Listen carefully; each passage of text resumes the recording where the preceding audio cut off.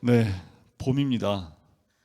여러분들 나가시면 자두나무에 순이 아주 예쁘게 올라와 있습니다. 자두나무 보면 봄이 오고 또 여름이 온 것이 느껴지는 나무가 아닌가라는 생각이 들어요. 어저께는 우리 김근자 권사님 좀 뵙고 왔고요. 네, 권사님이 뭐 이렇게 소통도 되고 하시는데 확실히 이제 걷지를 못하시니까 많이 살이 빠져 계시고 그런 것 같아요. 오늘도 많이 기도가 부탁드리고 건강하게 잘 드시는데 아주 연세가 있으시니까 뭐 이렇게 아무래도 가족과 함께 있는 게 아니라 요양원에 계시기 때문에 마음의 답답함도 있으신 것 같고 뵙고 왔습니다. 오늘 계속 함께 기도해 주시고 또 멀리 계셔서 자주 찾아뵙지 못하는 아쉬움도 있긴 한데 여러분들 함께 기도해 주셨으면 좋겠습니다. 자, 우리 마가복음 나갈 차례죠. 마가복음 6장 나갈 차례입니다. 우리 6장부터 함께 보도록 하겠습니다. 자, 마가복음의 특징은 갈릴리에서부터 예루살렘으로의 연결로 간다고 그랬지. 지역의 흐름에 따라 갑니다. 그래서 처음 시작할 때 갈릴리를 시작해요. 그래서 갈릴리에서 예수님이 많은 이적 사건들을 통해서 시작을 했고 또 그 사역이 예루살렘 십자가로 마무리가 됩니다. 그래서 갈릴리에서부터 예루살렘으로 올라가는 그 과정 가운데 있는 길을 우리가 함께 따라 나가고 있지요. 특별히 마가복음은 이적이 참 많이 등장합니다. 그런데 그 이적의 내용이 마가복음이 복음서 가운데 가장 짧은 복음서임에도 불구하고 이적 이야기들 그런 것들이 좀 자세하게 소개되어져 있는 것들을 봐요. 마태복음과 누가복음이 가장 긴 복음서임에도 불구하고 그 내용을 자세히 소개하고 있는 특징이 좀 있는 것을 보게 되지요. 자, 우리 6장을 보시면 예수께서 거기를 떠나사 고향으로 가신다고 하셨는데 거기가 아마도 야이로를 만났던 그 자리가 되겠죠. 마태복음에 보면 가버나움인 것을 알 수 있습니다. 자, 거기서 떠나서 고향으로 가십니다. 우리 마태복음에 보면 고향에 가셨다가 배척당하시는 그 모습을 우리가 함께 13장 후반부에 함께 보았는데 자, 2절에 보니까 안식일이 되어 회당에서 가르치십니다. 근데 가르치시는 것으로만 끝난 것이 아니라요. 2절 끝부분에 보면 사람들이 어떻게 놀라냐 하면 이 사람이 받은 지혜와 그 손으로 이루어지는 이런 권능이 어찌 됨이냐라고 얘기를 해요. 그러니까 말씀과 그리고 권능에 대해서 놀랍니다. 자, 말씀이 들려지고 권능이 이루어지면 믿어야 되죠. 그런데 이들에게는 선입견이 있습니다. 뭐냐 하면 예수님의 고향 사람들이라는 거지요. 그래서 그 형제들이 다 있고 다 아는데 그 우리와 함께 있지 않냐면서 3절 끝에 예수를 배척하는지라. 자, 우리가 선입견이 참 그리고 이들이 알고 있었던 것을 뛰어넘을 만한 가르침과 권능이 있음에도 불구하고 그 하나님의 권능을 받아들이지 못하는 이들의 모습을 봐요. 그래서 예수님께서 6절에 보면 그들이 믿지 않음을 이상히 여기실 정도입니다. 그만큼 많은 병자를 고치시고 이적을 나타내시고 권능도 드러내시고 하나님 말씀을 전파했음에도 불구하고 믿지 않음을 이상히 여기는 거지요. 여러분들 가정에서 다 믿는데 그런 자식만 왜 이렇게 믿으면지 믿지 않음이 이상하다 할 정도로 그런 가족 식구들 있지 않으세요? 예수를 늦게 믿고 난 다음에 그 믿음의 변화된 모습을 보면서도 그 변화된 하나님이 살아계시는 것을 보았음에도 불구하고 이상해요. 가족 아닌 다른 사람들은 그렇게 나를 보고 도전을 많이 받는데 왜 가족 식구들은 이렇게 도전을 안 받는지 참 그게 아이러니하지요. 참 예수님도 그래서 선지자가 자기 고향에서는 자기 친척과 자기 집 외에서는 존경을 받지 못할 곳이 없다라고까지 말씀하셨지요. 그래도 어떻게 해요? 가족을 위해서 우리가 함께 기도하고 또 복음을 전하는 일에는 게으르면 안 되겠지요. 자, 그러시고 난 다음에 촌을 두루 다니며 가르치십니다. 그리고 7절에 보면 12제자를 둘씩 보내면서 더러운 귀신을 제어하는 권능을 주시지요. 그 권능 주시는 건 마태복음 똑같은 말씀인데 자, 이 권능을 받고 이들이 뭐 했냐면 12절에 보면 제자들이 나가서 뭐예요? 회개하라 전파합니다. 그리고 13절에 많은 귀신을 쫓아내며 많은 병자에게 기름을 발라 고치더라. 이 둘씩 짝지어진 이 사람들이 나아가서 이렇게 복음을 전하고 많은 사람들이 회개케 하고 더 나아가서 죽게 하는 귀신을 쫓아내는 이 일들을 하고 있지요. 자, 그런데 이 사건을 통해서 14절에 보면 이 사건으로 누구의 이름이 드러나요? 예수의 이름이요. 제자들의 이름이 드러나는 게 아닙니다. 예수의 이름이 드러나요.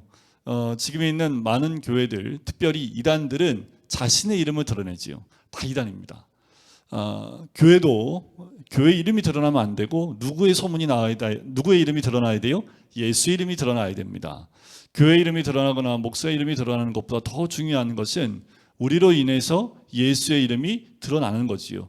자, 예수 이름이 드러나니까 헤로드 왕이 듣고 세례 요한을 죽인 것, 그것 때문에 세례 요한이 다시 살아나서 이런 권능이 있는 것 아니냐 하면서 세례 요한을 죽였던 그 이야기가 등장을 합니다. 우리가 오병이어 사건 전에 이 세례 요한이 죽는 장면 나오는 것 마태복음 말씀을 드렸죠. 자, 마가복음은 오병이어로 바로 연결이 되는데 스토리가 뭐 연결되냐 하면 12제자를 둘씩 보냈던 그 사건과 연결이 됩니다. 30절을 보세요.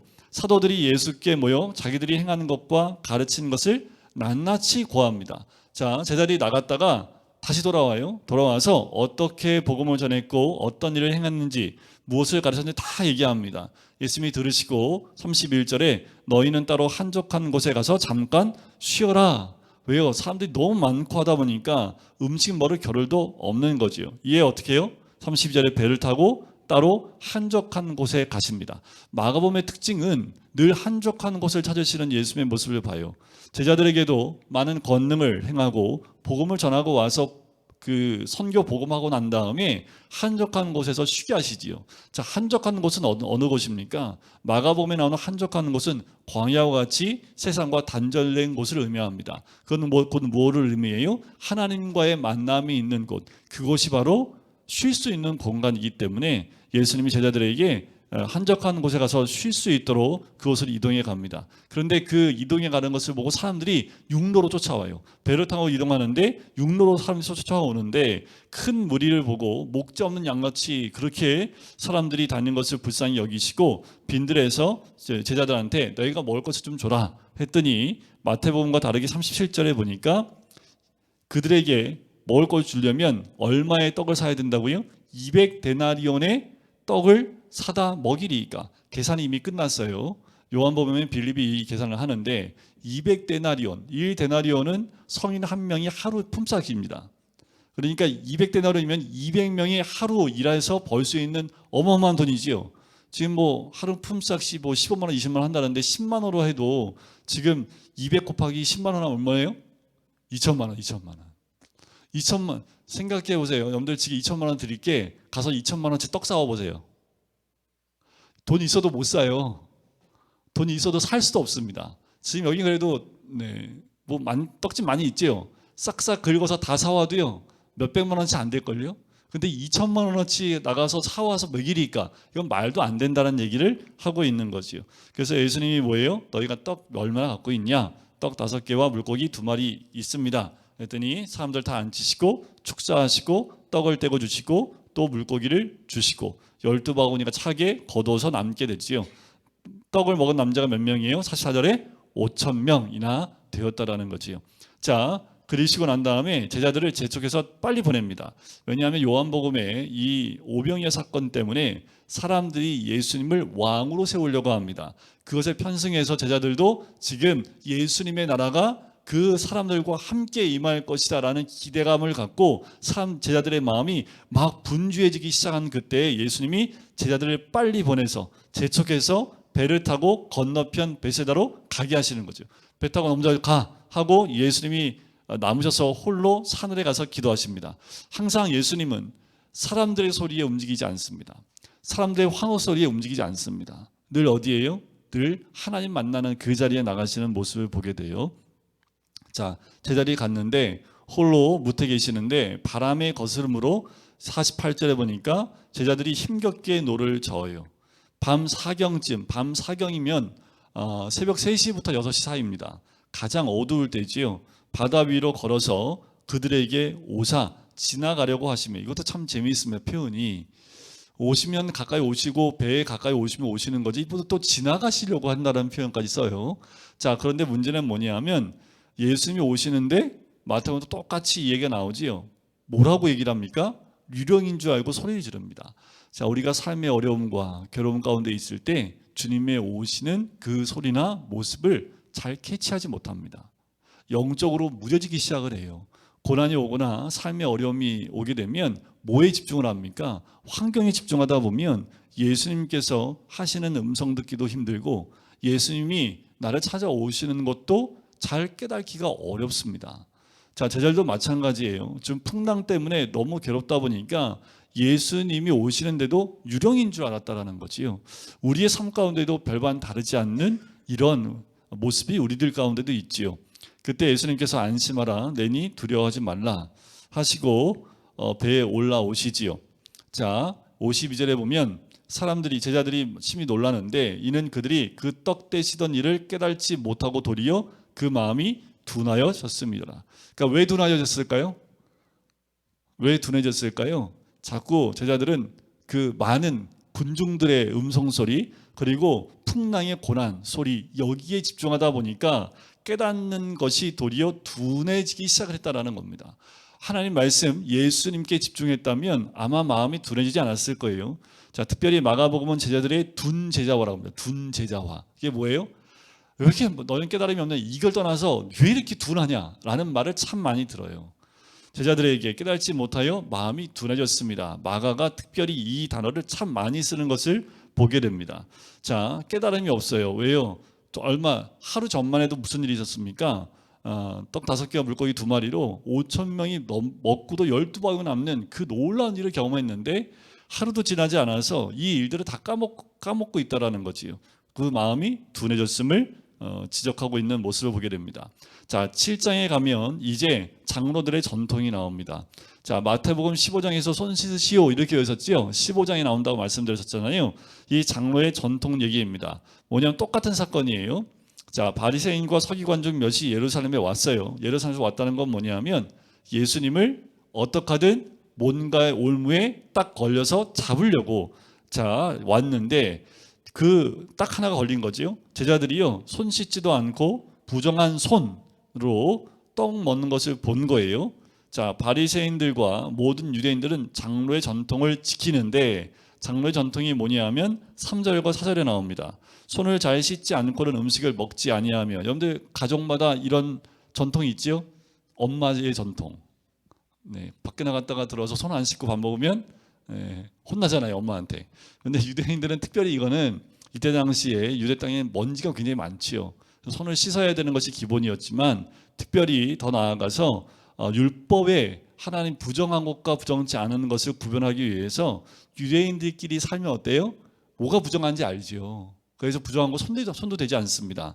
하지만 이미 이방 국가에 의해서 함락이 된 상태이기 때문에 이방인들이 수없이 많이 들어와 있지요. 그러니까 뭐가 부정하고 부정하지 않은지 구분하기가 너무 어렵지요. 그래서 나갔다 들어오면 손을 씻는 걸 통해서 부정한 손이 깨끗하게 하는 아주 오래된 전통, 장로들이 그렇게 전통을 만들어 나간 겁니다. 더 나아가서 4절에 보면 시장에서 돌아와서 물을 뿌리지 않고서는 먹지 아니하며 그 외에도 여러 가지 지켜온 것이 있으니 잔과 주발과 녹그릇을 씻음이로라. 이 말을 왜 할까요? 자, 이거는 마태복음에 없어요. 그런데 마가복음에만 이 기록이 남아 있습니다. 왜 남아 있냐면 이것을 받는, 이 복음서를 받는 대상이 다르기 때문에 그렇습니다. 마태복음은 대상이 유대인이 있죠. 그러니까 유대인들은 장로의 전통을 다 알지요. 그러니까 굳이 설명할 필요 없어요. 근데 마가복음은 대상이 누구였던가요? 로마 사람들이지요. 그러니까 로마 사람들은 유대 전통이 뭔지 모르지요. 그냥 간단하게 설명을 하고 있는 내용입니다. 자, 바리새인들과 서기관이 예수께 또 얘기하는 거죠. 장로 전통을 지키지 않는다 했더니 이 백성이 입술로 나를 공경하되 마음은 내게서 멀도다. 7절 사람의 계명으로 교훈을 삼아 가르친 나를 헛되이 경배한다 하면서 마태복음에 나왔던 그 메시지대로 그대로 예수님이 책망하시는 모습을 보여주면서 단적인 예로 뭐예요? 내 부모를 공경하라. 모욕하는 자는 죽임을 당하리라 했는데 너희는 아버지나 어머니 11절에 말하기를 내가 드려 유익하게 할 것이 고르반. 자, 고르반이라고 하면 그 뜻이 뭐예요? 하나님께 드림이 되었다 하기만 하면 그만이라. 제가 마태복음 15장에서 설명을 드렸죠. 자, 너희가 13절에 전한 전통으로 하나님 말씀을 피하며 또 이같이 일을 많이 행하느니라. 오히려 율법보다 장로의 전통이 더 앞서 나가는 그 모습을 통해서 하나님의 그 율법, 하나님의 법을 너희가 폐하는다 말씀을 패해버린다라고 이야기하지요. 그러면서 마태복음보다 좀 자세하게 설명하는 부분이 그 뒷부분에 나옵니다. 자, 입으로 들어간 것이 사람을 더럽게 하는 것이 아니라 나오는 것이 더럽다라고 하지요. 그때 제자들이 17절에 그 비유를 묻습니다. 18절에 너희도 이렇게 깨달음이 없느냐 하면서 이렇게 얘기하시지요. 무엇이든지 밖에서 들어가는 것이 능히 사람을 더럽게 하지 못함을 알지 못하느냐. 자, 19절 이는 마음으로 들어가지 아니하고 배로 들어가 뒤로 나갑니다. 이러므로 모든 음식물을 깨끗하다 하시니라. 그러니까 먹는 게 뭐가 더럽냐라는 거예요. 먹으면 다 뒤로 나가는데 그 음식물이 더럽고 참 그거 아니다라는 거예요. 자, 그러면서 뭐예요? 20절 사람에서 나오는 그것이 사람을 더럽게 한다라는 거지요. 사람에서 나오는 것이 사람을 더럽게 하지요. 식사하고 화장실 가는 것도 내 뒤로 나오는 게 더러운 것처럼 사람에서부터 나오는 게 더러운 거라는 거예요. 그러면서 21절 속에서 곧 사람의 마음에서 나오는 것은 그 악한 생각, 음란, 도둑질, 살인, 간음, 탐욕, 악독, 속임, 음탕, 질투와 비방과 교만과 우매함이니 이 모든 이 마음의 악함에서부터 나오기 때문에 그런 것들이 사람을 더럽게 하는 거지 우리가 먹는 음식으로 그 사람을 어떻게 더럽게 할 수 있느냐라는 거예요. 음식물은 감사함으로 받으면 되는 거지요. 근데 이제 이 사도 바울은 음식 먹는 것 때문에 누군가 시험 받으면 먹지 말라라고 말씀하지요. 그래서 요새는 이제 목사님들도 개고기 안 먹습니다. 옛날에 목사님들은 여름만 되면 한 번씩 복날 우리 권사님들하고 함께 개울가 가서 아직도 기억이 나요. 그때 되면 이제 장로님들하고 이제 이렇게 가시기도 하고 아니면 그냥 교회적으로 같이 가서 이거 녹화되는데 이렇게 몇 마리 잡아서 이렇게 개고기 드시기도 했잖아요. 지금은 개 파는 집도 찾기가 어려울 정도로 저는 즐겨 먹지도 않고요. 그냥 먹으면 먹게 되고 안 먹으면 안 먹습니다. 근데 요새 개고기 못 먹으니까 사람들이 흑염소를 많이 먹는데요. 근데 흑염소 먹는 건 아무도 뭐라고 안 해요. 개는 먹으면 개 먹는 건 뭐라고 돼지 먹으면서 우리가 어떻게 돼지를 잡아먹어 이렇게 얘기는 안 하는데 개는 먹는 건 어떻게 우리가 그냥 개가 그만큼 우리 삶에 가까이 왔기 때문에 그런 것이기도 하긴 하지만 자 우리가 음식 먹을 때 그 음식을 통해서 내가 더러워지는 거 아니죠. 그죠? 그런데 우리가 자칫 그런 것들 때문에 이 바리새인들처럼 그것으로 판단할 수 있다라는 겁니다. 실제로 사람을 더럽게 하는 건 뭐예요? 마음에서 나오는 이 마음, 더러움이 있는 이 마음에서 나오는 것이 우리를 더럽게 한다라고 말씀하는 거지요. 자, 그리고 가나안 여인을 만나러 24절에 예수님이 두로 지방으로 올라가십니다. 북서쪽에 그 지중해 해안가에 있는 이 해안 도시입니다. 그 두로 지방에 갔는데 25절에 더러운 귀신 들린 어린 딸을 둔 한 여자가 있습니다. 12살 먹은 딸이었다고 마태복음에 나오지요. 26절에 보니까 그 여인은 헬라인이요 수로보니 족속입니다. 마태복음 15장에서는 가나안 여인으로 나왔었지요. 그런데 마가복음은 좀 정확하게 어느 족속까지인지도 나와요. 그래서 똑같은 사건이 나오지요. 똑같이 이 자녀의 떡을 취해서 개에게 던짐이 마땅치 아니하다 하지만 이 여인은 겸손하게 그 개도 상에서 떨어지는 부스러기를 먹습니다 라는 그 말씀을 듣고 이 돌아가라 귀신이 내 딸에서 나갔다. 그런데 마태복음은 좀 다른 것은 믿음에 대한 어떤 그 칭찬에 대한 내용은 여기서는 마가복음은 없지요. 그 부분은 빠져 있고 오히려 이 여인의 간구나 어머니의 간구 쪽에 더 초점이 되어져 있는데 앞에 그 부정한 것 그리고 손 씻지 않고 장로 전통을 어긴 것에 대한 이야기와 함께 마태복음도 연결이 되지만 여기서는 어떤 부분을 더 강조하고 있냐면 이방인은 부정한 손과 같지만 마음이 정결과 부정에 달려 있음을 이 여인을 통해서 대변해주고 있다라고 보셔도 괜찮을 것 같아요. 그러니까 여인들, 이 이방 사람들은 다 부정한 사람들이기 때문에 유대인들은 이방인 사람들과 접촉을 하지 않습니다. 접촉을 하더라도 들어오면 일정 시간 정결함을 갖는 시간들을 가져요. 그런데 예수님께서 이 여인을 만나면서 이방인이 부정한 손과 같지만 실제로 마음이 정결함과 부정함에 달려있다는 것을 이 여인으로 대변해서 우리에게 보여주고 있는 거지요. 자, 그리고 두로 지방을 지나서 31절에 시돈을 지나 데가볼리 지방 그러니까 갈릴리 바닷가가 이렇게 갈릴리가 여기 있으면 이쪽이 두로 시돈입니다. 이 해안가 이렇게 삥 들어서 요 갈릴리 반대편 요로 이렇게 육로로 통해서 건너와서 요쪽이 군데가볼리. 제가 군데가볼리라고 해요. 대가볼리 지역을 통과하여 갈릴리 호수 반대편에 지금 와 있는 거예요. 거기에 32절에 귀먹고 말 더듬는 자를 데리고 예수께 와서 안수하여 주시기를 간구하지요. 특별히 이 사람은 따로 데리고 무리를 떠나서 손가락 그 양귀에 대고 침을 뱉어 그의 혀에 손을 댑니다. 그리고 우러러 탄식하시면서 에바다, 그 뜻은 열리라는 뜻이지요. 그래서 그 혀가 풀리면서 말을 할 수 있게 됩니다. 그리고 경고하사 아무에게도 이르지 말라고 경고를 하시지요. 자, 그러면서 그 지역에서 사람들이 많이 몰려옵니다. 그래서 8장에 가면 칠병이어 사건이 연결이 됩니다. 칠병이어는 마태복음과 마가복음 두 군데에서만 등장을 해요. 누가복음, 요한복음에 나오지 않는 사건입니다. 이 사람들이 많이 이제 와서 말씀도 듣고 치유함도 받았는데 8장 2절에 보면 사흘이나 있었는데 먹을 게 없어요. 그래서 굶주려서 보내면 이들이 길거리에서 지나여 넘어질 수 있으니까 너희가 떡을 좀 줘라 했더니 4절에 광야 어디서 떡을 얻어서 사람들로 배부르게 할 수 있습니까? 그러니까 예수님이 다시 떡 몇 개 있느냐라고 묻고 떡 7개를 가지사 6절에 보면 축사하시고 떼어주지요. 7절에 작은 생선 2어마리를 가지고 축복하시고 또 나눠주십니다. 그래서 칠병이어라고 하지요.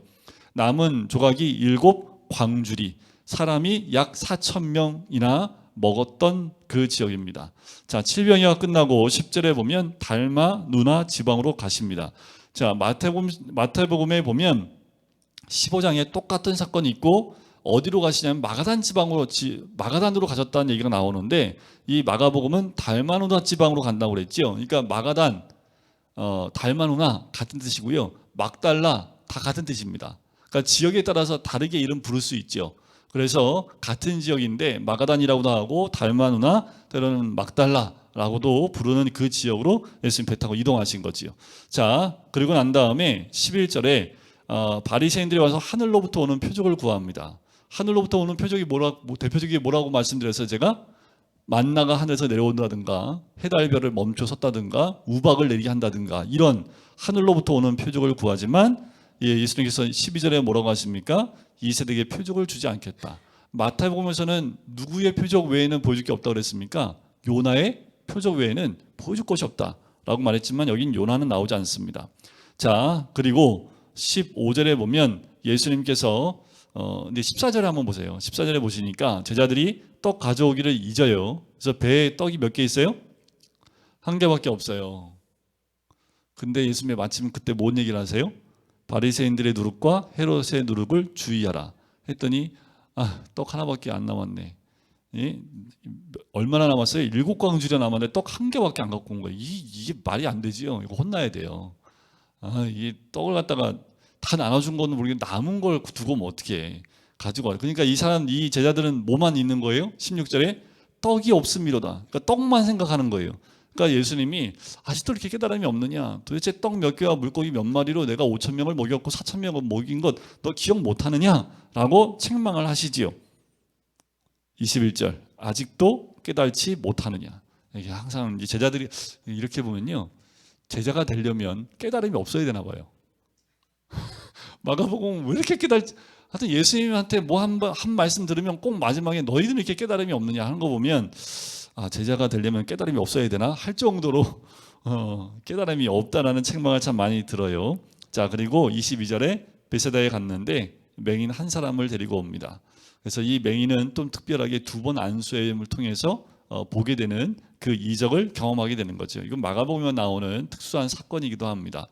자, 그리고 27절에 보면 이제 베세다에서 빌립보 가이사랴 지방으로 올라갑니다.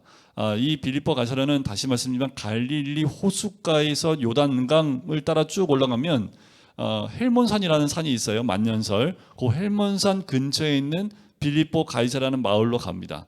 그래서 사람들이 나를 누구라 하냐 했더니 여기서는 세례요한이라 더러는 엘리야라 선자 중 하나이다. 그러니까 너희는 나를 누구라 하느냐 했을 때 29절 주는 그리스도시니이다. 마태복음은 뭐라고 얘기합니까? 베드로가 주는 그리스도시요 살아계신 하나님의 아들이시니이다. 마가복음은요 주는 그리스도십니다. 그러니까 주는 메시아입니다라는 고백이지요. 그때 예수님이 아무 말도 하지 말라 하시고 드디어 순환 예고를 첫 번째 하시지요. 그래서 베드로가 항변하지요. 그래서 예수님이 사탄아 니디로 물러가라. 자, 마태복음은 베드로에 대한 축복이 있습니다. 뭐예요? 바요나시모나 네가 복이 있도다. 이것을 알게 하는 육이 아니라 하면서 칭찬하시면서 하늘에서 땅에서 매면 하늘에서 매일 것이요 땅에서 풀면 하늘에서 풀릴 것이다. 내 이름 위에 교회를 세우리니 막 어마어마한. 근데 여기는 그 축복은 다 없습니다. 일단 없고 순환 예고가 바로 나와요. 그러니까 약간 좀 급해요. 그리고 확인은 안 됐지만 마가가 제자들이 이렇게 좀 좋은 소리 나오는 거 잘 안 적어요. 이유는 모르겠어요.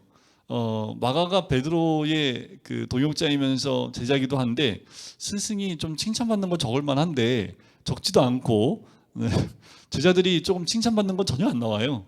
항상 요 뒤에 보세요. 33절에 베드로를 꾸짖으시며 사탄아 내 뒤로 물러. 이거는 아주 정확하게 적고 있다라는 거지요. 자, 그러면서 누구든지 나를 34절에 제자도를 말씀하시지요. 더불어서 아울러서 35절, 36절 더 추가적인 말씀이 나오는데 누구든지 자기 목숨을 구원하고자 하면 잃을 것이요 누구든지 나와 복음을 위하여 자기 목숨을 잃으면 구원하리라. 주와 복음을 위해서 목숨을 잃으면 구원하리라. 그러니까 우리가 무엇을 위해 살아야 될지에 대한 부분을 말씀해 주고 있는 거지요. 우리의 목숨을 위해 살지 말고 주님과 그리스도와 복음을 위해서 살아야 됨을 이야기합니다. 온 천하를 얻고도 자기 목숨을 잃으면 무엇이 유익하냐. 많은 것을 얻었는데 오늘 내가 죽으면 무슨 유익이 있겠냐는 거예요. 자, 누구든지 이 음란하고 죄 많은 세대에서 38절에 나와 내 말을 부끄러워하면 인자도 아버지 영광으로 거룩한 천사들과 함께 올 때 그 사람을 부끄러워하리라. 그러니까 주의 말씀을 부끄러워하실 필요 없습니다. 나가서 누구에게든 그 말씀대로만 보여주고 드러내기만 하면 되는 거지요. 자, 이제 9장에 넘어가면 이제 변호사 사건으로 연결이 됩니다. 마태복음 17장에 이 베드로의 신앙 고백 이후에 바로 변화산으로 가지요. 똑같이 2절에 보면 베드로와 야고보와 요한을 데리고 올라갔습니다. 다른 점은 뭐냐 하면 마태복음은 얼굴이 해같이 빛나며 라고 나와요. 그런데 마가복음은 3절에 보면 빨래하는 자가 그렇게 희귀할 수 없을 만큼 매우 희어졌더라. 그러니까 마가가 고생을 많이 했던 것 같아요. 제자들이 험한 일을 많이 시켰나 봐요. 그래서 둔하다, 깨닫지 못한다 이런 게 하신 게 아닌가. 마가가 아마 빨래를 참 많이 했던 사람인 것 같아요. 얼마나 빨래를 많이 했으면 빨래하는 자가 그렇게 희할 수 없을 만큼 희어졌더라. 비유가 빨래하는 것에 비유가 돼요. 이유는 모르겠습니다. 자, 그 다른 내용은 마태복음과 동일해요. 그렇게 변화산에서 있었던 사건이 있고 난 다음에 산에서 내려오니까 동일하게 한 사람이 그 아들을 데리고 와서 17절에 보세요. 말 못하게 귀신 들린 내 아들을 선생님께 데려왔나이다 라고 얘기를 해요. 자, 마태복음에서는요 간질에 심히 고생하는 자였는데 마가복음은 말 못하게 귀신 들린 내 아들이라 라고 얘기를 해요. 18절에 보면 간질병자와 비슷하게 설명하고 있지요. 누가복음은요 그냥 귀신 들렸다라고만 이야기를 합니다. 자, 제자들한테 데리고 왔는데 제자들이 뭐예요? 쫓아내주지 못했다라는 거지요. 그때 19절 믿음이 없는 세대여 내가 얼마나 너희와 함께 있으며 얼마나 너희에게 참으리요 하고 그를 데려다가 치유해 주시지요. 그러면서 아버지에게 물어요. 얘가 언제부터 이렇게 됐느냐? 그랬더니 어릴 때부터 그렇습니다. 그래요. 귀신이 이 아이를 죽이려고 불과 물에 자주 던졌나이다 라고 얘기를 해요. 자, 그랬더니 예수께서 22절 끝에 이 한마디 더 하지요. 우리를 불쌍히 여기사 도와주옵소서 라고 얘기합니다. 그때 23절에 할 수 있거든이 무슨 말이냐. 자, 무엇을 할 수 있거든 불쌍히 여기달라고 하니까 할 수 있거든이 무슨 말이냐. 믿는 자에게는 능히 하지 못할 일이 없느니라 하시니 그 아버지가 소리 지르지요. 내가 믿나이다. 나의 믿음 없는 것을 도와주소서. 이게 현실적인 그 아버지의 고백이지요. 그때 예수께서 사람들이 모이는 것을 보시고요 꾸짖습니다. 귀신을 말 못하고 못 듣는 귀신아 내가 내게 명하노니 그 아이에게서 나오고 다시 들어가지 말라 하시매. 그래서 이제 죽기나 이렇게 그 병을 치유하는 치유 기도를 할 때는요 좀 이렇게 정확하게 찝어서 이야기하고 기도하는 게 맞다라고 얘기를 해요. 모르겠습니다. 근데 실제로 이제 축기하시는 분들이라 보면 지금 예수님도 그냥 귀신아 나오라고 하지 않고요. 말 못하고 못 듣는 귀신이라고 얘기하죠. 그러니까 정확하게 귀신을 지목을 합니다. 그리고 어떤 분은요, 능력 드러내시는 분들을 보면 귀신이 갈 자리까지 지목을 해야 된대요. 그래서 주로 자기는 하숙으로 많이 보낸답니다. 그래서 나오게 해서 어디로 가라고 해야지 나오게만 하면 나왔다가 빙빙 돈대요. 다시 들어간대요. 네, 그런 얘기를 전에 저도 이제 집회 때 좀 들은 적이 있긴 한데 중요한 건 뭐냐면 어떤 질병에서 기도할 때 그 기도를 할 때 그 질병을 정확하게 찝어서 기도하는 것이 치유하는 역사가 더 강하게 일어난다고 그래요. 그냥 치유해달라는 기도보다 어디 아픈 부위가 어떻게 아프니 그것을 어떻게 의학 공부도 해야 된다는 얘기도 하시는 분 계세요.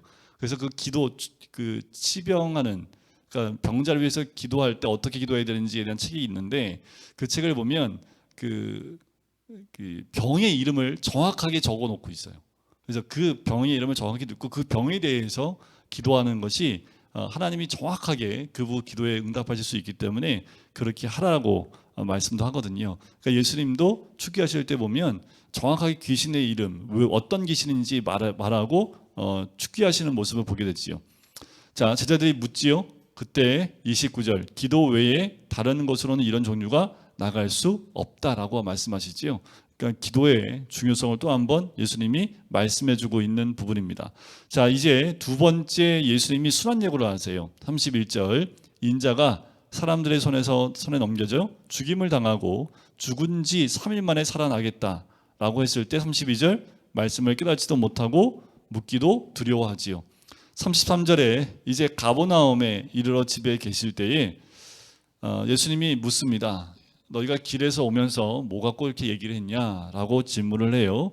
그랬더니 제자들이 대답을 못해요. 왜냐하면 34절에 서로 누가 크냐 가지고 쟁론을 했기 때문이지요. 그때 예수님이 누구는 첫째가 되고자 하려면 마지막이 되며 무사람은 섬기는 자가 되어야 하리라 하면서 어린아이 한 명을 세우지요. 어린아이 하나를 영접하면 곧 나를 영접합니다. 그 당시에 어린아이는 가장 작은 자라고 여겼기 때문에 이 가장 작은 자를 영접한다면 곧 나를 영접하는 것이다 라고 말씀하고 있는 거지요. 그러면서 마태복음에 나오지 않은 사건이 38절 하나 등장합니다. 요한이 선생님 우리를 따르지 않는 어떤 자가 주의 이름으로 귀신을 내쫓는 것을 우리가 보고 우리를 따르지 아니함으로 금하였나이다. 그때 예수님이 금하지 말라. 내 이름을 의탁하여 능한 일을 행하고 즉시 나를 비방할 자가 없느니라 하면서 예수님을 따르지 않지만 예수의 이름으로 무엇인가 하고 있다면 그것을 그 사람을 막지 말라라고 말씀을 하고 있는 거지요. 42절에 보면 누구든지 나를 믿는 이 작은 자들 중 하나라도 실족하게 되면 차라리 연자 맷돌이 그 목에 매여 바다에 던져지는 것이 나으니라. 여러분들 이제 나는 신이다라는 그 다큐 같은 고발 프로그램을 보면 JMS도 나오고 뭐 아기동산도 나오고 그리고 이재록 목사도 나오죠. 만민중앙교회 보니까 아직 감옥에 있더만요. 그래서 만민중앙교회에 있었던 근데 이제 거기서 나온 사람이 도대체 이제 아마도 이제 공무원인 것 같아요. 그러니까 감옥에 있는 이제 그런 데에 관장하는 그런 사람인 것 같은데 도대체 어떻게 살고 있나 가서 봤더니 영락없는 그랬대요. 자기는 하나님이기 때문에 머리에 흰머리가 안 난다고. 거짓말이죠. 염색해놓고 흰머리가 하나도 안 난다고 갔더니 머리가 다 하얗더래요. 그리고 영락없는 할아버지 모습으로. 근데 영치금이 맥시멈이 300만 원인가 봐요. 그러니까 항상 예치금은 300만 원이 되셔서 그 방장을 하고 있더래요. 왜냐하면 돈이 많으니까 늘 먹을 걸 막 사주고 푸니까 감옥 안에서 방장하는 모습을 보면서 너무 안타까워서 이름도 부르지 못하고 그냥 보고 나왔다는 그런 얘기들도 이렇게 나오더라고요. 그런데 사람들이 참 그 작은 것에 많이 현혹되어져 있는 모습을 참 보게 됩니다. 여러분들 우리가 그곳에 넘어가는 사람들이 안 믿는 사람들이 아니죠.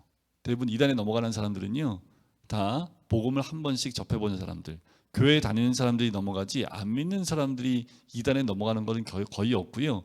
이단들이 주로 포교 활동하는 것은 기존의 신자들을 향해서 포교 활동하지 안 믿는 사람들을 데려다가 믿게끔 만드는 건 거의 없습니다. 그러니까 믿는 사람들을 이렇게 그래서 지금 이재long 목사 죽으면 연자못들을 목에다 몇 개나 메고 빠질까? JMS는 지금도 연자못들을 목에다 도대체 몇 개나 메고 바다에 던져져야 될까? 이 생각을 하면 참 안타깝지요. 근데 그렇게 감옥에 가 있고 지금 이제 JMS도 지금 계속 재판 중에 있다고 그죠? 그저에 들어가 있고 그런데 여전히 떠나지 않고 들리는 소문에 이렇게 소식에 의하면 요거는 이제 한 달 지나면 다 사라지니까 참아야 된다고 이렇게 그 내부적으로 이렇게 다 나누고 있다고 얘기를 하더라고요. 그러니까 여전히 그곳에 매여서 나오지 못하는 사람들이 굉장히 많은 것 같아요. 자, 10장으로 넘어가면 이제 마태복음 19장에 나오는 이혼 얘기가 나와요. 자, 10장 1절에 보면 예수께서 거기서 떠나 유대 지경과 요단강 건너편에 가시니까 무리가 다시 모여듭니다. 자, 2절에 이거 지금 이제 10장 1절 정도 됐으니까 올라가고 있는 거죠. 예루살렘에 올라가고 있는 그 과정이라는 것을 알 수 있습니다. 바리새인들 예수님을 시험하려고 이혼 증서에 대한 이야기를 해요. 우리 마태복음에서 다 했기 때문에 이거는 간단하게 이혼에 대한 부분들 다른 것만 말씀드릴게요. 자, 10장 11절 12절을 보면 이렇게 예수님 말씀하십니다. 자, 누구든지 그 아내를 버리고 다른 데 장가드는 자는, 그럼 이거 남편 얘기예요, 아내 얘기예요? 남편 얘기지요. 자, 아내를 버리고 다른 데 장가들은 그 남편은 본처에게 간음 행함이죠. 12절에 보면 또 아내가 남편을 버리고, 이거는 포인트가 아내예요, 남편이에요? 아내지요. 남편을 버리고 다른 데 시집가면 간음. 이거는 자, 마태복음에 보면 여인의 간음에 포인트가 되어 있습니다. 왜냐하면 이게 유대인들은 남자보다는 여자에 대한 부분들이 좀 약하기 때문에 여자의 간음에 대한 포인트가 있는데, 마가는 대상이 로마인이다 보니까 로마인들은 법 앞에 평등하잖아요. 그래서 남자나 여자는 이렇게 나와요. 누가복음은 헬라인이거든요. 그래서 누가복음 보면 여인이 남자보다 더 우대를 받습니다. 그래서 좀 약간씩 뉘앙스가 약간씩 달라지는 것을 보게 되는데, 특별히 마가복음은 간음 얘기를 할 때도 남편과 아내가 동등하게 간음한 부분들을 언급해 나온다는 걸 볼 수 있고요. 자, 이 이혼에 대한 이야기가 나오자마자 그 다음에 이어지는 것은 어린아이 축복에 대한 부분이 나옵니다. 자, 부모들이 어린아이들을 데리고 와요. 근데 제자들이 꾸짖습니다. 그러니까 예수님이 보시고 노하세요. 왜 막냐라는 거죠. 그래서 어린아이들이 내게 오는 것을 용납하고 금하지 말라. 하나님의 나라가 이런 자의 것이니라 라는 것이요. 어린아이들은 그대로 받아들이는 특성이 있지요. 순수함이 있습니다. 요즘 어린아이들은 복음 전해가 더 어려운 것 같아요, 애들이. 이제 아예 그냥 교육을 너무 많이 받아가지고, 그래도 이제 얼마 전에 그 딸 데리러 갔더니 그 앞에 있는 교회 아마 여자 목사님이신 것 같은데, 그 글씨 없는 책 있죠, 색깔만 있는 거, 그걸로 이제 애들 꼬시라이제이션 해가지고 이제 복음 전하고 계시더라고요. 또 교회 다니는 애들 그랬더니 이제 교회 누구 막 손들고, 교회 안 다니는 애들, 그러니까 교회 안 다니는 애들 먹을 거 주면서, 자, 교회 다니는 애들은 교회 안 다니는 애들한테 이게 무슨 내용인지 설명해 줄 때 옆에 도와줘야 돼 하면서 되게 잘하시더라고요. 그래서 거기서 서서 한 3-4명이 듣고 있으니까, 애들의 특성은 뭐냐면요, 3-4명이 모여 있으니까 애들이 그냥 안 가요. 가면서 뭐 하고 있나 다 이렇게 쳐다보고 가요. 그런데 이제 혼자 나오셨기 때문에 뒤에서 쳐다보는 애들은 어떻게 못하고, 이게 한 4-5명 그 아이들만 붙잡고 하시는데, 정말 한 명도 그냥 지나지 않고요. 애들이 그 애들 모여 있는 곳에 한 번씩 다 가서 뭐 하나 쳐다보고 다 가더라고요. 이게 아이들 좀 특성인 것 같아요. 그거는 똑같은데 잘 받아들이지 않는, 그게 부모한테 교육을 참 그게 어떻게 받았는지 몰라도, 이제는 복음을 길거리에서 전해도 잘 받아들이지 않긴 하는데, 그래도 전해야겠죠, 우리는. 자, 이런 하나님 나라가 이런 자의 것이니라 하면서 16절에 보면 그 어린아이들을 안고 그들 위에 안수하고 축복하시는 장면이 등장하지요. 그리고 이어서 부자 청년 이야기가 나옵니다. 그런데 다 아시니까 부자 청년의 결론적인 부분만 볼게요. 29절에 보시면, 내가 진실로 너희에게 이르노니 나와 복음을 위하여 집이나 형제나 자매나 어머니나 아버지나 자식이나 전토를 벌인 자는, 자, 이 말은 왜 나오냐면, 예수님이 부자 청년에 대한 쭉 얘기를 하시니까 베드로가 그럼 우리가 주를 위해서 모든 것을 버리고 주를 따랐나이다 했을 때 이 말씀을 하시는 거예요. 자, 이렇게 모든 걸 버린 자는 30절, 현세에 있어 집과 형제와 자매와 어머니와 자식과 전토를 100배나 받아요. 나이스, 이런 거죠. 현세에서 이런 복을 누린다니까 얼마나 좋아요. 근데 여기서 끝나면 좋은데 거기다 또 뭐 하나가 더 들어갑니까? 박해를 겸하여 받고 내세의 영생을 받지 못할 자가 없느니라. 자, 100배나 받는데 모두 겸해서 받아요? 아니, 100배를 받는데 박해도 받아요. 그러니까 예, 겸하여 받고 내세. 그러니까 늘 좋은 것만 아니죠. 근데 우리가 세상 것에만 우리가 그러니까 전에도 마태복음 때 말씀을 드렸지만 베드로나 제자들도 늘 뭐예요? 공로주의에 빠져 있는 거예요. 그러니까 뭐냐, 기브 앤 테크입니다. 내가 이만큼 줬으니까 이만큼 주셔야 됩니다. 지금도 우리가 40일 뭐 금식 기도하고 막 하잖아요. 30일 금식 기도했는데 안 들어줘. 그러면 한 번 더 해요. 40일 금식 기도. 그리고 또 안 들어줘. 그러면 뭐예요? 들어주실 때까지 하면 언젠가 들어주시겠죠. 그러니까 이런 기도는 공로주의적 기도입니다. 하나님하고 딜하는 거죠. 하나님, 제가 40일 동안 할 테니까 기도할 테니까 하나님 들어주시나 안 들어주시나 한번 해봅시다. 이거 똑같잖아요.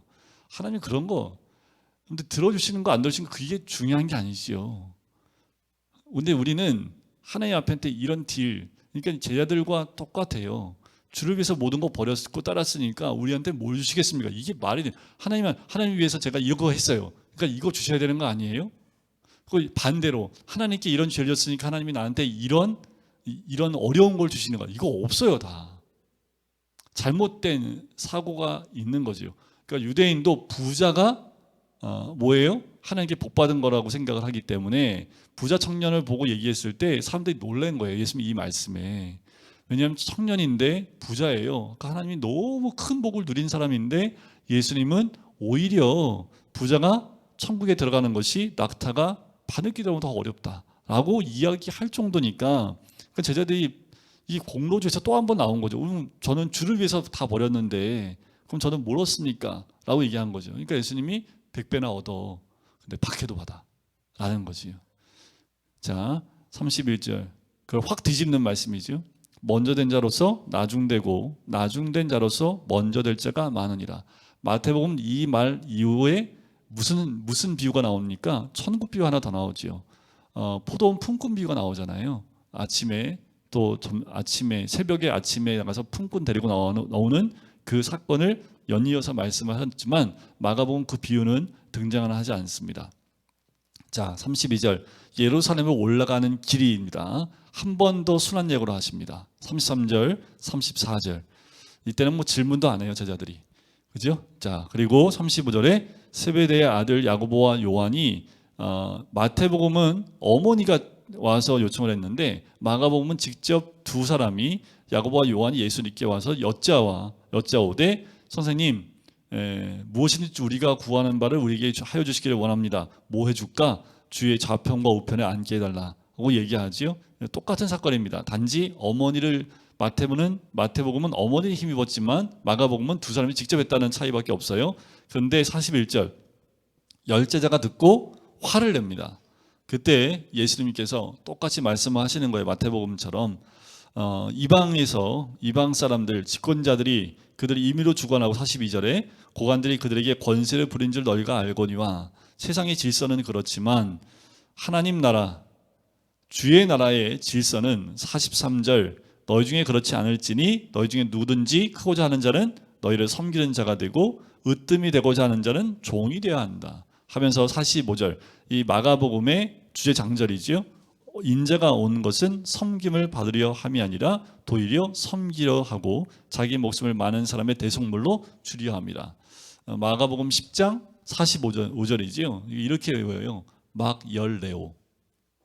예수님이 하나님 나라의 왕으로 오셔야 되는데 대속물로 준다고 하니까 제자들이 막 열레오. 그래서 막 10장 네오 45절 이렇게 오시면 주장자를 외우기가 좀 쉽지요. 자, 그리고 46절에 보면 여리고로에서 나가실 때, 자, 요거 한 가지만 좀 말씀드리게 지역적 차이인데요. 자, 마가복음에서는 여리고에서 나가실 때라고 하나 나오는데 누가복음 18장에서는 여리고에 가까이 오실 때라고 나와요. 요게 이제 차이가 좀 있습니다. 무슨 차이냐면, 근데 원래 서울이 어디예요? 한양이 어디입니까? 한양이. 그러니까 한양이 지역적으로 어디가 한양인지 아세요? 여기에 여기. 강남은 그 맨날 비 오면 막 물에 막 수에 넘치고 막 뭐 배반 뭐 이렇게 밭대가리밖에 없었던 데가 강남입니다. 원래 한양 어디예요? 강북이 한양이에요. 예, 지금 여기 어디면 광화문 그쪽부터 해갖고 요쪽이에요. 여기가 한양이에요. 이 한강을 넘어가면 한양 아니었습니다. 건너오려면 어떻게 건너와요? 배 타고 넘어와야 돼요. 그럼 거기 한양이 아니죠. 근데 지금 한양은 어디까지가 한양이에요? 뭐 끝이 없어요. 서울이 막 자꾸 넓어지니까. 그러면 이렇게 생각하시면 돼요. 자, 여리고에서 나가실 때라고 할 때는요, 마가복음에서 여리고에서 나가실 때라고 하면 기준이요, 구약 여리고를 의미합니다. 자, 한양에서 나가실 때라고 하면, 예? 강남이 한양이 아니에요. 강북이 한양이라는 것을 염두에 두고 얘기할 때는 그게 맞죠. 그런데 여리고에 가까이 오실 때, 누가복음에 보면 18장에 보면 여리고에 가까이 오실 때는 그때는 신약의 여리고입니다. 그러니까 지금 여기서 강남으로 가요. 우리 서울 간다 하고 강남으로 가요. 그러면 이거는 어디예요? 현대에 있는 서울을 기준으로 얘기한다라는 거죠. 이해 가세요? 그러니까 여리고가 원래 구약의 여리고는 작았습니다. 근데 신약으로 시대가 흐르면서 여리고 점점 넓어지겠죠. 사람이 많이 늘어나니까. 그러니까 여기서 마가복음은 여리고에서 나가실 때는 구약을 기준했을 때 여리고에서 나가신다는 표현이고요. 누가복음에 똑같은 사건인데 여리고에 가까이 오실 때는 이때는 여리고 안에서 여리고로 이동하는데 신약의 여리고로 들어가실 때를 의미한다라고 보시면 돼요. 그러니까 보는 위치에 따라서 이게 들어가시기도 하고 나가신다는 표현을 하기도 합니다. 그런데 똑같은 사건인데 이 마가복음은 이 맹인의 이름이 정확히 나옵니다. 바디메오, 디메오의 아들 맹인 거지 바디메오. 바가 아들이라는 뜻이에요. 디메오는 그러니까 디메오의 아들, 그게 바디메오입니다. 길가에 앉았다가 다윗의 자손 예수께서 오시는 소리 듣고 예수의 나를 불쌍히 여소서라고 얘기하지요. 자, 그를 부르라고 하니까 50절. 다른 복음서에는 좀 나오지 않은 것 같아요. 맹인이 겉옷을 내버리고 뛰어갑니다. 근데 이게 뭐하고 똑같냐면요, 이때 당시에 이 거린들이 갖고 있었던 최고의 물품이 뭐냐면 겉옷입니다. 이 겉옷은 저녁이 되면 추울 때 담요 역할을 하고요, 낮에는 뜨거운 햇빛을 가리는 역할을 해주기 때문에 가장 이 맹인이 가지고 있었던 가장 비싼 게 겉옷입니다. 그런데 맹인인데 주님께 나아갈 때 이 겉옷이요, 눈이 안 보이니까 빨리 나가고 싶은데 걸림돌이 되지요. 그러니까 다 던져버리는 겁니다. 주님께 나가는데 걸림돌이 되는 것을 그냥 맹인이 던져버리는 거지요. 그리고 예수께 나가는 모습이 등장하지요. 결국 52절에 보면 가라, 내 믿음이 너를 구원하였으니 하십니다. 구원하였느니라. 그가 곧 보게 되어 예수를 길에서 따르게 되는 거지요. 네, 오늘 여기까지만 할까요? 다음 주에 이제 예루살렘에 입성하십니다. 입성하시고 십자가에 달려 돌아가시는 그리고 부활하시는 장면까지 함께 보게 될 텐데, 자, 갈릴리에서부터 예수님이 예루살렘으로 올라가는 길, 이제 마지막 여리고를 통해서 예루살렘에 이제 입성하기 직전까지의 모습입니다. 근데 지금 보시면 마가복음에 보시면 마지막 이 맹인 바디메오의 눈을 뜨게 하셨던 사건과 함께 연결되는 게 뭐냐면 52절 끝에 그가 곧 보게 되어 예수를 길에서 따르더라라는 거지요. 다른 복음서는 다른 사건들은 길에서 따르지 않습니다. 다 보냅니다. 그리고 함구 명령을 하지요. 가서 전하지 말고 네 가족에게만 전해라 라고 얘기하는데, 이 여리고에 있는 맹인만큼은 보게 되어 예수를 따르게 돼요. 그러니까 어디까지 따를까요? 11장에 넘어가면 이제 예루살렘으로 가는 길까지 따라갑니다. 자, 여기서 우리가 한 가지는 뭐냐면, 이 여리고에 있는 맹인이 복받은 것은 예수님을 처음 보았을 뿐만 아니라 눈을 뜨고 더 나아가서 십자가 사역까지 함께 눈을 뜨고 갈 수 있는 그 놀라운 복을 누렸던 사람이 이 여리고의 맹인 바디메오입니다. 그러니까 우리가 이 땅 가운데 이제 곧 고난 주간과 그리고 또 부활절을 우리가 맞이하게 됐지요. 어쩌면 우리는 매 주일이 부활절입니다. 왜냐하면 부활을 기념해서 우리가 토요일을 안식일로 지키지 않고 주일을 안식일로 지키고 있지요. 그러니까 우리가 매 주일이 부활절과 마찬가지입니다. 그 말은 뭐예요? 우리가 매 주마다 맹인에서 눈을 떠서 예수와 함께 길에서 따르는 역할을 해야 되는 것이 우리들의 모습이어야 됩니다. 가정에서든 아니면 직장에서든 누구를 만나든 우리는 눈을 뜬 사람이 되어져서 예수를 따르는 자의 그 위치에 있을 때에 주님이 예루살렘의 십자가로 치는 그 길을 갈 때 그 길도 함께 따라 나갈 수 있는 거지요. 눈을 뜨셔야 합니다. 그리고 눈을 뜨시고 예수님이 가시는 뜻이 무엇인지 알고 그 뜻과 함께 동행할 때 하나님의 인도하심이 있는 거지요.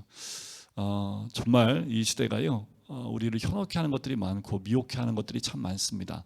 점점 믿음에서 흔들릴 뿐만 아니라 믿음에서 떠날 수밖에 없는 환경들이 점점 몰려오고 있습니다. 여러분들 더 눈을 크게 뜨시고 예수님이 어느 길을 가시는지 그 길을 따라가는 것이 우리 그리스도인 믿는 자들의 모습이라는 거지요. 현실에 그냥 눌러 앉아 있으면 이 맹인처럼 그냥 거기 앉아 있는 거지요. 하지만 예수를 만나면 눈이 열리고 또 눈을 뜬 상태에서 예수님을 길에서 따르는 것처럼 우리가 어떤 환경이든 눈을 감고 있지 마시고 눈을 뜨고 예수님의 길을 따라 나갈 수 있는 우리 성도님 되시기를, 2023년도에는 우리 고난주간에 주님과 함께 걸어가시는 복된 시간이 되시기를 주의 이름 간절히 축원드립니다. 우리 시간 같이 기도할까요? 하나님, 마가복음을 통해서 우리가 깨닫는 것들을 마음에 새기기를 원합니다. 하나님, 제자들이 아무리 많은 말씀과 이적을 보았지만 깨달음이 없고 마음이 둔해진 이유가 무엇입니까? 그들의 중심에는 누가 크냐, 그 큼에 대한 부분들, 또 주님으로부터 무엇을 얻을지에 대한 부분들의 마음이 많이 있었던 것을 보게 됩니다. 하나님, 우리가 많이 배울수록 또 말씀을 많이 볼수록 더 깨달아서 주님의 깊으신 뜻을 따라 순종할 수 있는 우리들, 그래서 이 길에서 주님을 따랐던 이 맹인처럼 우리가 눈을 뜨고 주를 따르는 주의 백성 될 수 있도록 인도해 달라고 우리 지나 같이 한 목소리로 기도하시겠습니다.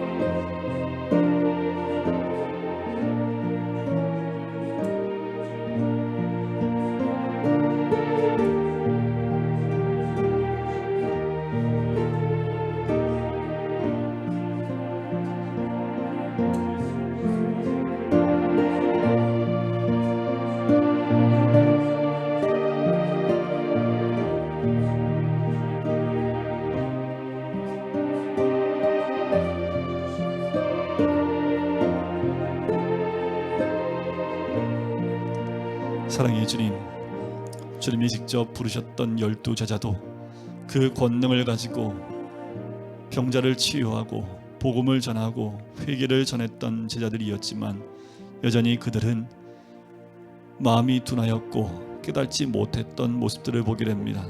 하나님, 우리가 그와 같은 모습은 있지 않습니까?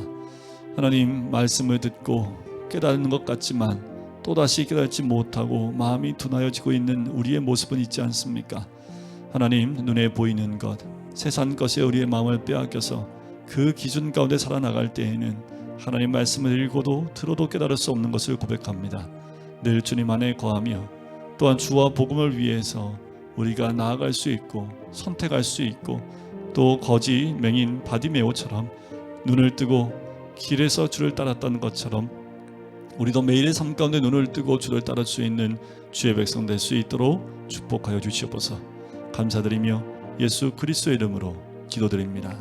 아멘.